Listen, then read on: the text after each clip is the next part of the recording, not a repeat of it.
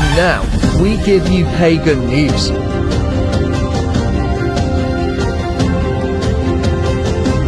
With Chris Copeland, Don Lewis, Lone Wolf and Mary Hawk.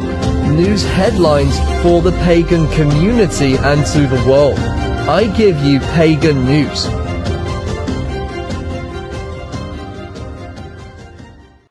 Hello, everyone.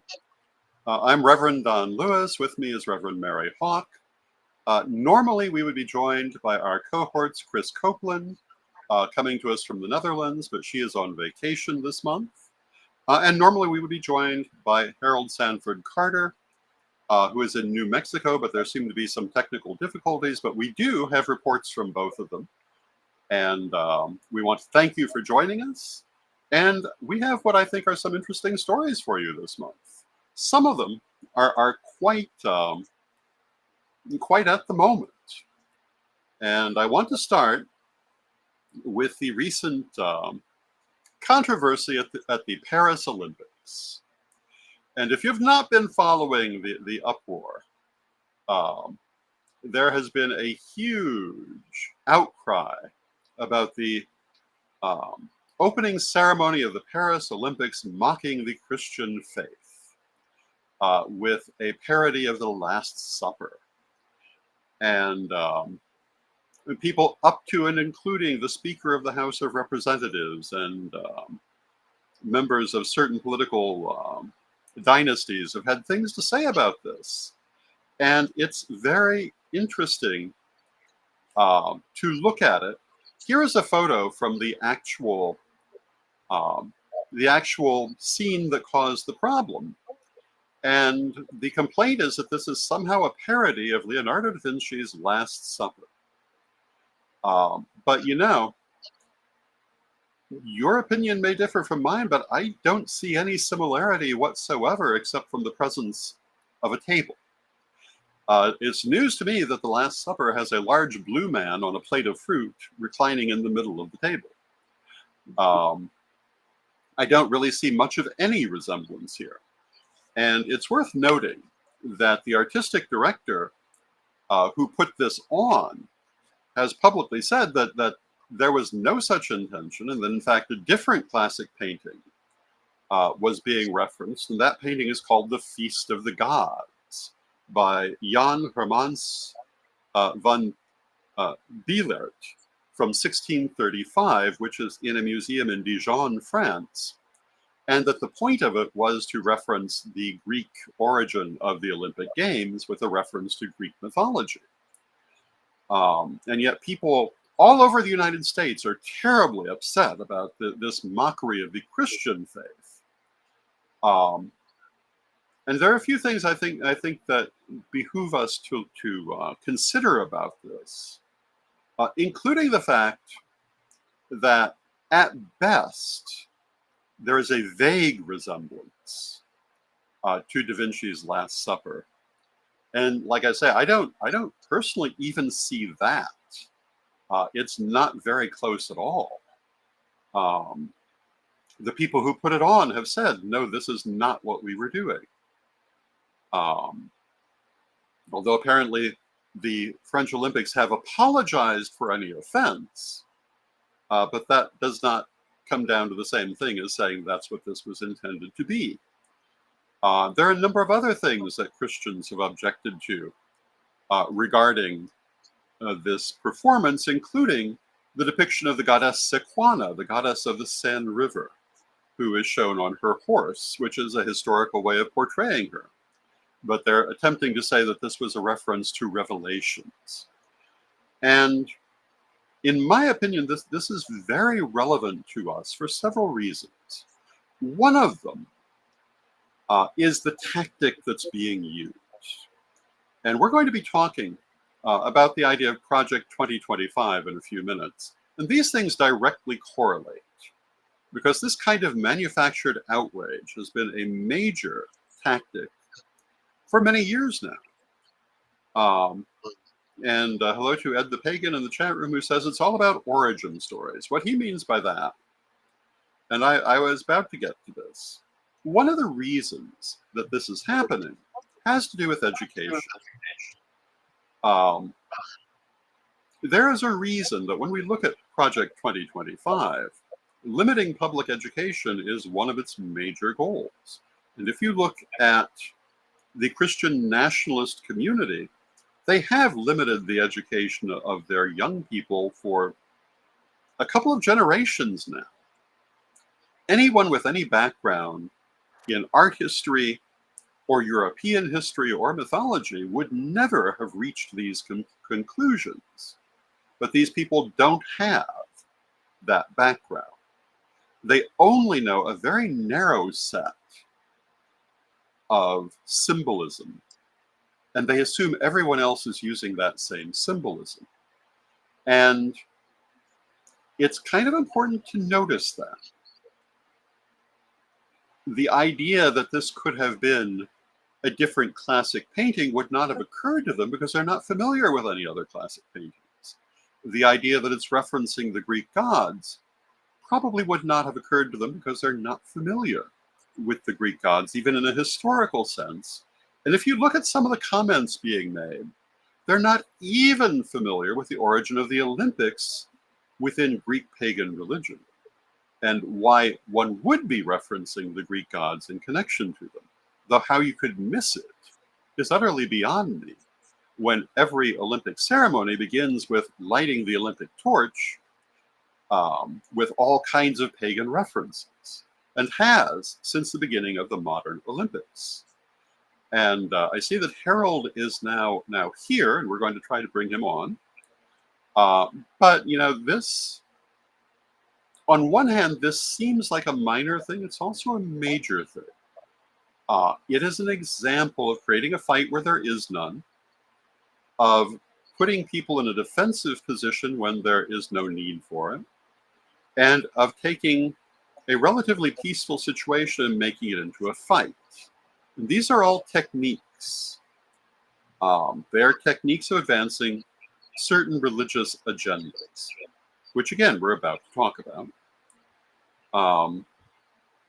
But in talking about how people have reacted to this, I think we have to bear in mind the circumstances around it. Now, there's another very important circumstance around this also that I feel must be pointed out, and that is that only a short time before this big protest, there was a major attack on the French rail system that shut down the rail system in much of the country through what has been called malicious arson.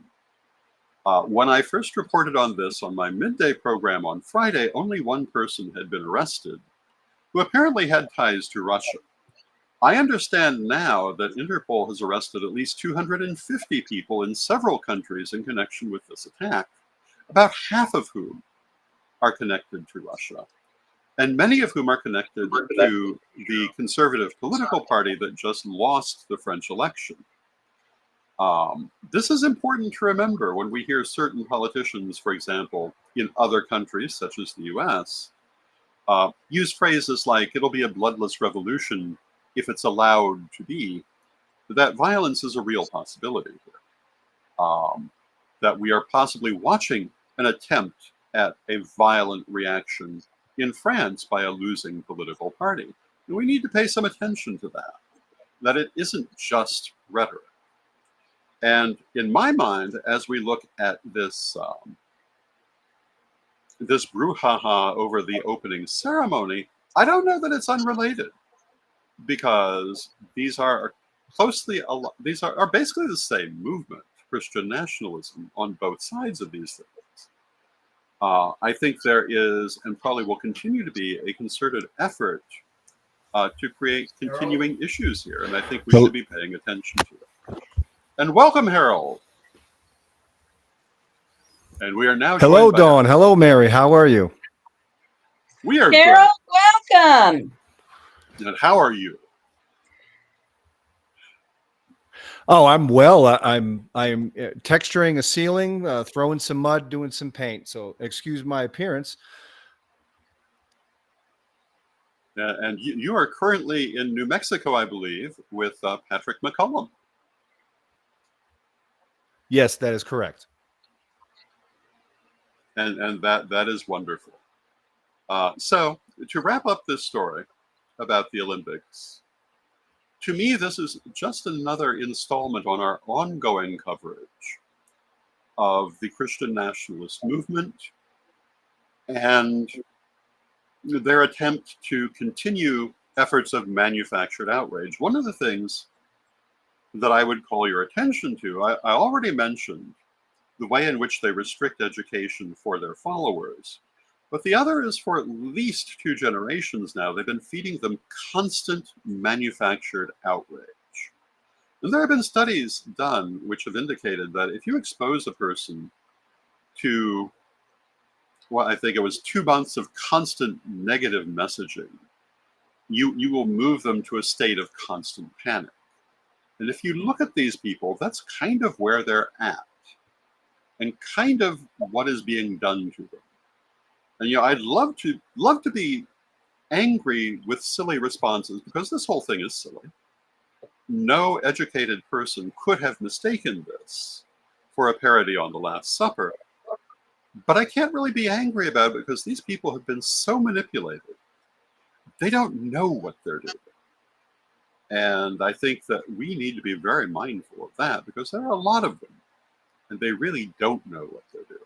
They're simply doing what they're programmed to do and presumably will continue to. And for ourselves, we really need to work on how we respond to this, and in particular, on continuing to make better educational options available to combat that limited education that they are trying to promote. And to continue in general to promote wider messages in society so that we don't see this kind of nonsense so often. Now, the other thing I do want to mention before moving on from this, apparently there was a French explanation of all of this as the ceremony was unfolding, which the English language channels covering it, I believe NBC, chose not to translate, which undoubtedly added to the problem. Had that narration been translated, the whole thing might have been avoided, but it also might not have been, because it seems like these people are looking for occasions to be outraged, and in fact, I believe they are. And we need, again, to be mindful of that and not to be caught in it ourselves, but to understand what we're watching and to do our best to counteract it in the ways that are available to us. And we shall see what happens as the Olympics go forward. We'll see what comes of those 250 arrests that have been made in Europe. We'll see if there is, in fact, another attack. My understanding is that French authorities and European authorities in general are expecting a major attack on the Olympics, which I will not be surprised if we see. And with that, we're ready for our next story. And Harold, I will hand the chair over to you. And as a producer, I'll apologize. They have updated the system, and yeah, it pops up on screen without pushing the go button anymore.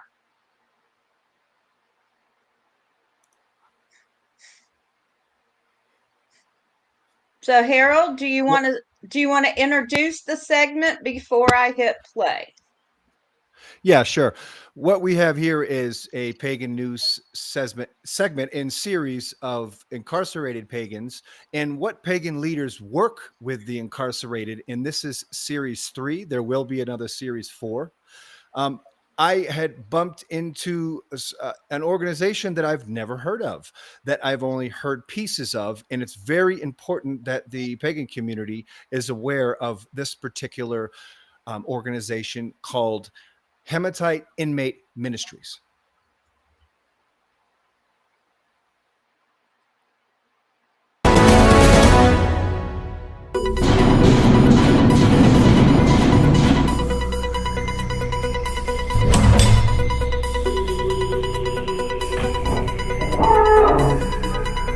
Providing for Pagans in Prisons, Part 3 in the Incarcerated Pagan series.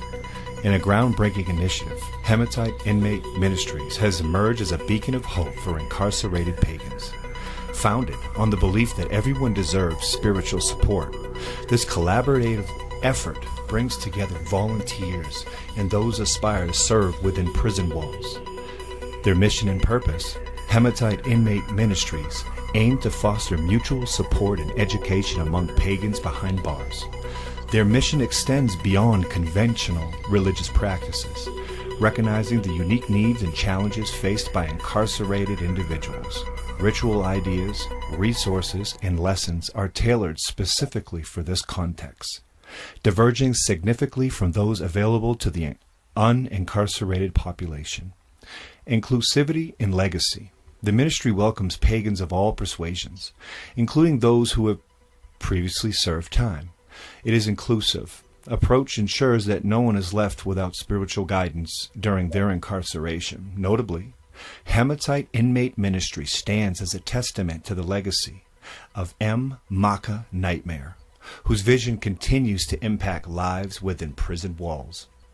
As the stone hematite symbolizes justice, this ministry seeks to bring fairness, compassion, and understanding to those often overlooked by mainstream religious institutions. Whether through rituals, shared resources, or a sense of community, Hematite Inmate Ministry strives to provide solace and connection in an otherwise challenging environment. Supporting Hematite Inmate Ministry is commendable. Here are some ways that you can contribute. You can volunteer. Consider volunteering your time and skills, whether it's facilitating workshops, providing counseling, or organizing events. Your involvement can make a difference. Donations. Financial contributions help sustain the ministry. You can donate directly to Hematite Inmate Ministries or explore fundraising campaigns they may have. Resource sharing. If you have relevant books, materials, or resources, consider donating them to the ministry. These resources can enhance the spiritual well-being of incarcerated pagans. Spread awareness. Share information about Hematite Inmate Ministries with your social circles. Awareness leads to more support and engagement. Advocacy. Advocate for better recognition of pagan practices within prison systems. Encourage dialogue and understanding among prison staff and administrators. Remember that even small actions can have a significant impact. Thank you for caring about the cause. Hematite Inmate Ministries.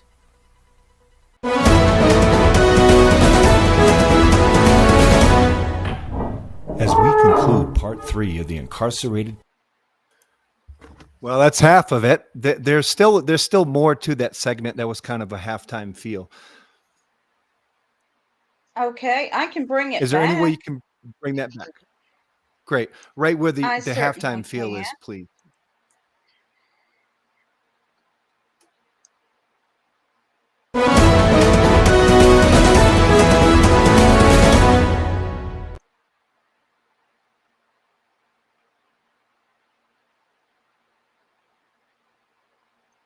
Directly to Hematite Inmate Ministries or explore fundraising campaigns they may have. Resource sharing. If you have relevant books, materials, or resources, consider donating them to the ministry. These resources can enhance the spiritual well-being of incarcerated pagans. Spread awareness. Share information about Hematite Inmate Ministries with your social circles. Awareness leads to more support and engagement. Advocacy. Advocate for better recognition of pagan practices within prison systems. Encourage dialogue and understanding among prison staff and administrators. Remember that even small actions can have a significant impact. Thank you for caring about the cause. Hematite Inmate Ministries.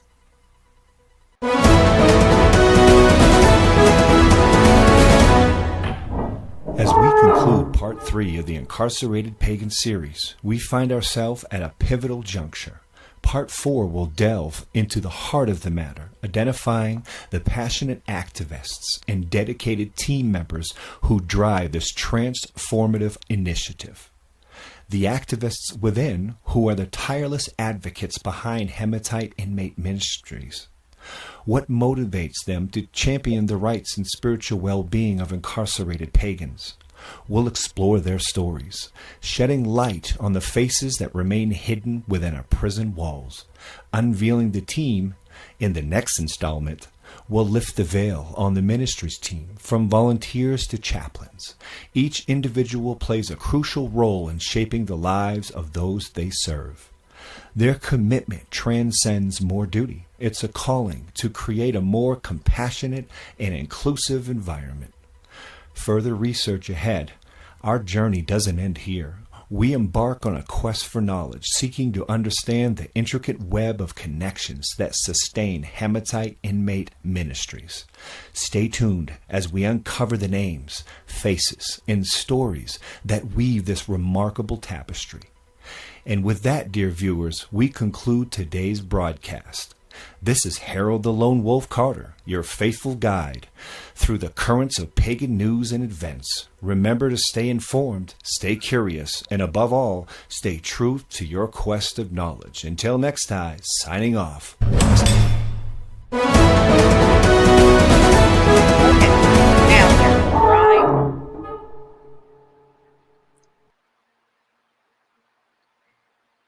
And Harold, we have a question in the chat about pagan prison ministry. Do you want to address it, or would you like me to?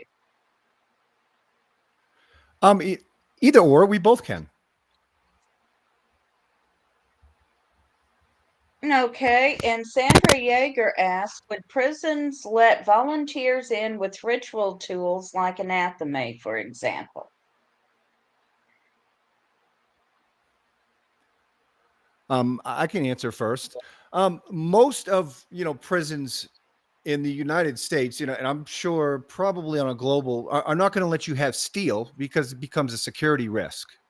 Now, some institutions will allow a cardboard athamate, for an example, and the most clever I've seen is a cardboard athamate with a sewing needle at the tip, so you still have that steel that is important for moving spiritual, whatever you would like to call it. Okay, and I am a volunteer prison minister, and we use feathers since the athame is associated with East. So we just bring a feather in because we're not going to be able to bring a knife in. I'm in the state of Tennessee, and I also would not be able to bring a needle in. I might be able to bring in a cardboard representation, but I'm not going to be able to bring in a knife of any sort. But I appreciate the question. I can bring in a wooden wand. I can bring in a chalice. I can bring in a cauldron, and I bring in a stone to represent earth.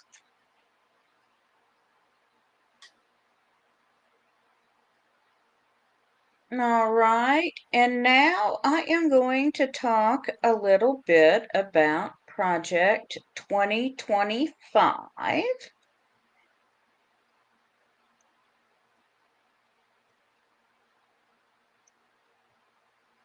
And we've been hearing an awful lot about this project in the United States, what it is, what it isn't. And it's basically a platform for Christian dominism. It has been written by the Heritage Foundation. The Heritage Foundation is a conservative think tank founded in 1973. It is a 501c3 organization, and I'm going to pause, and Reverend Don can back me up on this. A 501c3 actually can comment on political issues. Yes. They cannot back a specific candidate, but it is founded to promote conservative ideas. So they can put out a platform for conservative ideas. They have focused on pushing a very conservative agenda starting during the Nixon presidency through the current day. Their current social agenda includes pushing the so called Christian family values, such as traditional marriage, one between a man and a woman, with the idea that only the man works and the woman stays home and has lots of babies, rolling back protections for LGBTQ plus individuals, rolling back access to abortion, and even to contraception. Okay. And I want to point out that while what they have released recently for Project 2025, they're focused on an agenda for a conservative president. They seem to assume that the Republican candidate is going to win in 2025, but this agenda can be implemented by a conservative Congress and conservative Supreme Court justices. This platform is not going to go away at the end of this election cycle. The people who created it are going to continue to push their agenda to force everyone to live according to their narrow views, no matter what the outcome of the current election is. Project 2025 is supported by a coalition of 100 conservative business partners.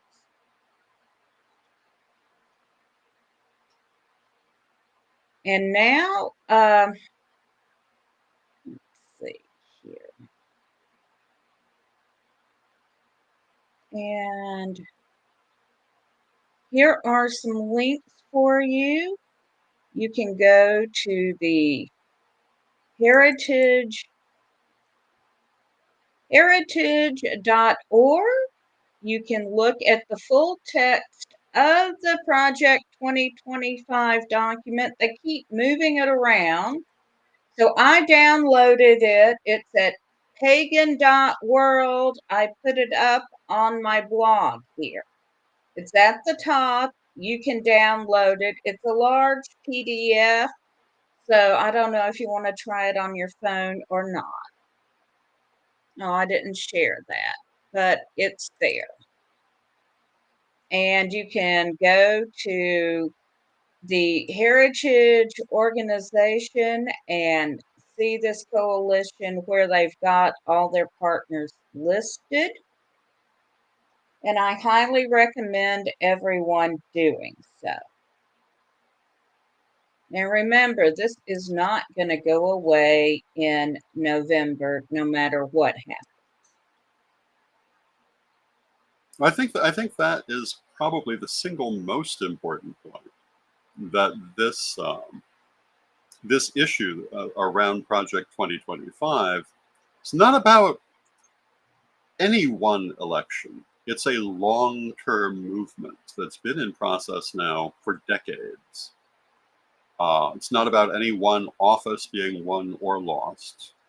The fact that what's happened to the court system is a bigger victory than anything they're likely to win in any election. And we need to be mindful of that. We need to realize what's happening and not be conned into the idea that it's about a single office or a single person. It's a lot of people who have put their lives into doing this. And I would say that we're basically in the same place that the Near East was in 40 years ago. We have a dangerously radicalized and growing minority who we are not doing a good job of stopping. And in the chat room, I see that Joanne says, it sounds like the 1950s. And, I actually think their goal is closer to the 1850s. And I think that I think we need to be very mindful of where this could go. And if we ignore it, we can't really complain about where it ends up. I believe Harold has something he would like to say.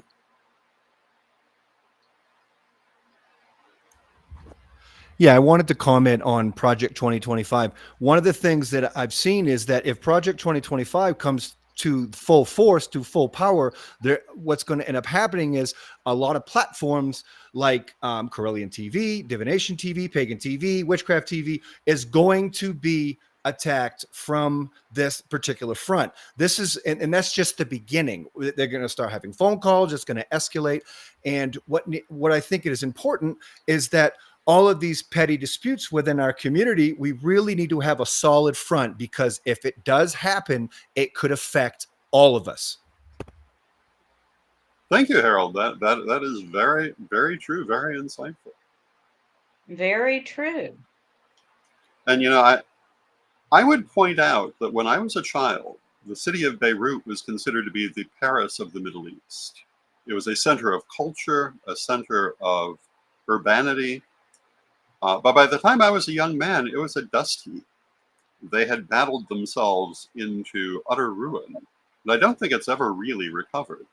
And if you look at the Near East, so much of it has ended up going that way and continues to, mainly because this kind of radicalized element became so powerful. And, they're quite willing to reduce their countries to a heap of ash if they rule the heap of ash. And I think we'll find the Christian dominionists are exactly the same.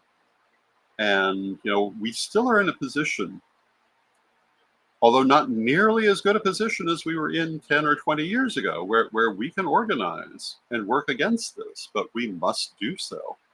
And again, we must not confuse it with being about one person or even one party, because they are present in both parties. And other parties that are less commonly thought of. It is a wide movement that we must take a stand against. And things like the uproar over the Paris opening ceremony are an example of ways in which they're pushing their agenda that may not be obvious. And we need to remember they're pushing everywhere they can. And we really need to hold our ground and push back where possible, or be prepared to lose our ground.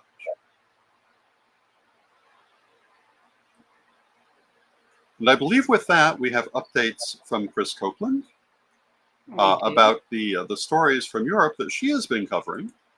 We do not have video from Chris, but we have a written account, and I will read that for you. And there are two primary things that she has reported on. And the first one is that on June 19th of 2024, Greta Thunberg was arrested in Malmö, Sweden, for her involvement in the blockade of an oil terminal organized by the activist group Ta Tillbaka Framtiden, called in English Reclaim the Future. The protest aimed to disrupt fossil fuel operations as a stand against climate change. Thunberg and other activists were charged with disobeying police orders. She faced trial on July 24th of 2024 and was fined 1,500 kronor, which is approximately 112 pounds, plus an additional 1,000 kronor to the Swedish Fund for Victims of Crime. Thunberg remains steadfast in her climate advocacy, underscoring the critical need for urgent climate action. On June 19th, also, of 2024, and we reported on this on several fronts, Just Stop Oil activists Rajan Naidu, 73, and Niam Lynch, 21, sprayed orange powder paint on Stonehenge to protest fossil fuel extraction. Just Stop Oil has been linked to funding from an oil baroness. This action, coinciding with the summer solstice, drew condemnation from public figures, especially in the pagan community, and was described as ineffective vandalism of a sacred site by some, and a potential hate crime by others. Wiltshire police arrested Naidu and Lynch. And English Heritage, which manages the Stonehenge site, has since removed the powder, finding no visible damage to the ancient site, though they say that concerns remain about potential long-term impacts on the stones and lichens. And those are Chris's updates from stories that she has been covering. And, you know, it is certainly interesting to just watch where the world is. And with the Stonehenge story, one of the things that I find it necessary to remark on is that although the orange powder paint does not appear to have harmed the stones themselves, although long-term damage is in question, my understanding is that had it rained, that would not have been the case. And I think that, you know, protest is very important, and there are certainly occasions where I encourage it, but you also need to think about the effect of your protest, because sometimes you can damage the very thing you're trying to support by the way that you protest the thing that you're trying to protest against. And I think that sometimes people forget that. I don't see how damaging what most of us pagans hold sacred is going to further anyone's interest, especially since most pagans support any form of environmentalism. Well, that's one of the things I've always found very questionable about this entire story, is that the vast majority of pagans would support what this organization claims that it's advocating for. And so attacking one of our sacred sites seems self-destructive. It does. They outraged people who would have supported their aims if they had approached the organizers and asked for a few minutes to speak. And one of the things that's been pointed out, and Chris mentioned it also in her update, is that one of the people giving heavy backing to this is actually from a prominent oil family. And there are people who have some serious questions what they're really doing, and whether they're trying to discredit people who are protesting against oil development and the use of fossil fuels. And I don't know, I'm not entirely sure what all to say about it, but certainly this one incident seems very self-defeating to any opposition to fossil fuel. It does indeed.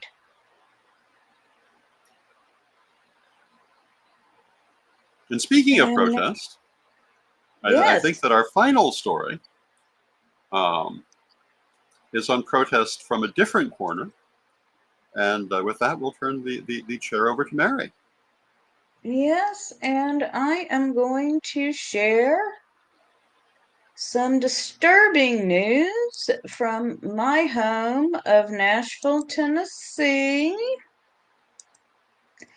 And this is from Tennessee Lookout. Although this has made the news, we have had 3 incidents recently where we have had neo-Nazi protesters marching through downtown Nashville, going through our entertainment district where our tourists come. We had some July 7th, a different group apparently on July 15th, and we had another group. This group, actually, the ones on July the 15th, attacked a lesbian mother and daughter. They made the little girl cry, and then the bartender where they had been dining came out and got into an altercation with the protesters. We then had another incident where I'm trying to show up another one, just a moment, where we have a hate group that actually stopped and yelled racial slurs at a group of young men. And we're still not sharing, just a moment. Here we go. All right.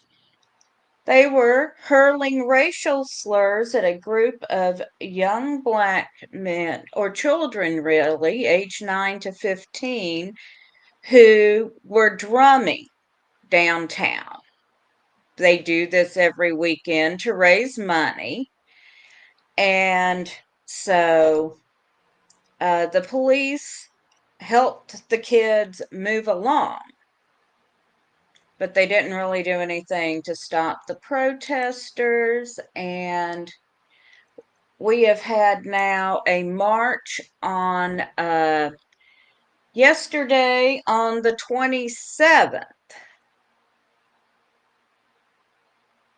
to bring the community together. City and state legislatures are being called on to do something about the hate groups. We have also had Tennessee lawmakers. Let's see, there we go. Tennessee lawmakers denounce racism after neo-Nazis harass child musicians downtown. So we have had response from our lawmakers, from Justin Jones, which some of you will remember. He's one of the Tennessee Three who's had to run for re-election after his seat was stripped from him earlier this year. So they are trying to get more legislation pushed through. What is disturbing is 3 times now we have had marchers going through our streets, yelling "Sieg Heil" and worse things. They were basically holding an unlicensed march, and nothing was done to stop them. I took part in the Pride Parade earlier this year, and there were all kinds of rules we had to follow. It was planned out months ahead. As many of you know, I'm an organizer for Nashville Pagan Pride Day, held in a public park. We have been planning this for a year. We have a long list of rules to follow, and we have paid for the park, paid for security, paid for amplification, etc. And personally, I'm really offended that anyone can just march through the streets and spew this vile hatred and get away with it. It is very disturbing to me that this is happening in Nashville, where we are widely known as a blue dot in a red state. Nashville is overall a very welcoming cosmopolitan community. And I will be bringing updates on this. I think it's important to look at this. Well, is what I think it is, a test to see what kind of reaction they're going to get. It really is. Yeah. And they obviously believe they have political cover. And also, they obviously do. If they didn't, something would have been done. Because obviously this is not in compliance with the laws there. And yet nothing is happening. So they do have political cover for it. But this is part of what is so important about all this talk about Project 2025 and other things in dealing with that Christian nationalist movement, of which the Nazi movement is part, it's not only what happens legally, but what happens extra legally, and whether anything is done about it. To me, the question arises, if they'd physically assaulted those children, would anything have followed? And I'm sure I that don't question has know. arisen to them also. And, you know, I would personally hope that the citizens of Nashville would maybe stage some anti-Nazi marches in response to this, or otherwise show that this is not acceptable to them. Because I think if they don't, we're going to start seeing it in other places. U-Haul Nazis everywhere. Actually, U-Haul, I cannot find the link to the story anymore, so it may have been taken down. But someone reached out to U-Haul for a statement, and U-Haul stated that they do not rent to organizations. They always rent to an individual. The contract always states that people can only ride in the cab and you can only have riders for which there are seat belts. And I've certainly rented enough U-Hauls in my lifetime to tell you you can normally get 2 or 3 people in the cab of a U-Haul. But there are not to be any people in the back of the vehicle while it's in motion. So U-Haul was actually asking if anyone had a picture of the license plates to send it to them. Hopefully someone will. And we should probably explain that the Nazis are arriving for their marches in the back of U-Hauls. They are.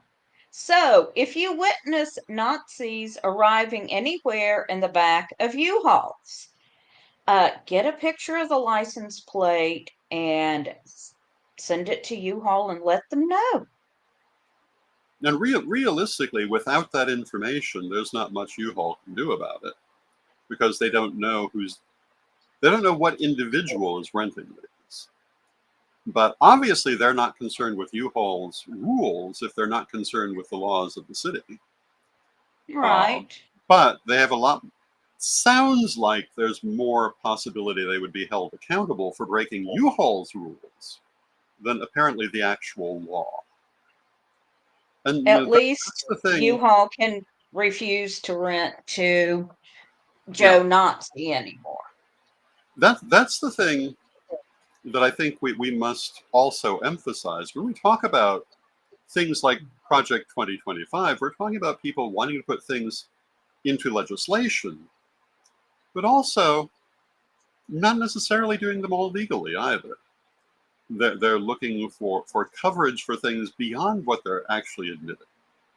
And this is a perfect example. Now, Harold is in the chat room and has said, I've lost connection. I'm real far out in the Sawtooth Mountains. Love and peace to all. Thank you, Harold. I think it was kind Have of a wonderful obvious. time, Harold. Yeah. I think it was kind of obvious that the connection was rather iffy. And we want to thank Harold for joining us today at all, given that circumstance. Next month, we should have our full crew, and we'll be back with many more interesting stories.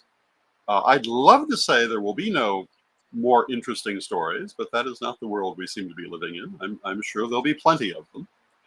And we may have some updates to the ones that we're talking about today. And I think for me, the final thing that I would want to add is that, we're living in, as they used to joke about, very interesting times. And we need to be mindful that we are in interesting times and that we must not just assume that things are going to stay normal because years ago they were. One of the things you hear about again and again from people in Europe in the 1930s was that they were confident that nothing like what happened later was going to happen. They were certain their legal institutions would stand. They were certain that people would never lower themselves to the level of indecency that they did lower themselves to. We must not make that same mistake. We need to be mindful and vigilant of what is happening. Can we stop it? I don't know. But we certainly cannot simply turn a blind eye to it. One of my favorite novels, well, not novel, but one of my favorite books that I've had, because it was not a work of fiction. It's called The Mask of the Swastika. And it was a series of essays by a Jewish gentleman who had grown up in Germany. He was German Jewish, had left Germany, obviously, during the Third Reich, and went back after the end of World War II to talk to people his family had known before the war and find out their take on what all had happened. And it's a fascinating series of interviews with everyone from the family maid, who went on to be a prominent Nazi, to the Baroness, who was a family friend who ended up in a concentration camp, to lots of other ordinary German people. One of the comments in that book from the Baroness, who ended up in the concentration camp, that she'd been going all over Germany before the election of Adolf Hitler, telling people, you have to be mindful of this. You have to realize that this isn't just rhetoric. These people have told us who they are. And she said that again and again, people said, oh no, that could never happen here. We're not worried. We don't believe such a thing. And they were wrong. I know there are people out there saying, you're making too much of this. This is just a bunch of extremists. But again, if we look at Europe in the 1930s, if we look at the Near East today, extremists can become the dominant power. And these extremists are awfully close to doing it. And we just have to look at what follows to know where it's going to lead. And that's nowhere good. So to me, half of the reason that I'm doing many of the things I'm doing now is to try to wake people up to that danger. And I hope as you listen to these stories, you do notice that this, in fact, is happening. And with that, I want to thank you, Mary, for joining us. I want to thank you, Harold, for joining us. And I want to thank you, Chris, for sending in your updates. And I want to thank everyone for watching. And we'll be back again next month, again with our full component, and more, hopefully, very interesting stories for you. And with that, thank you so much for watching, and until next time, may you blessed be.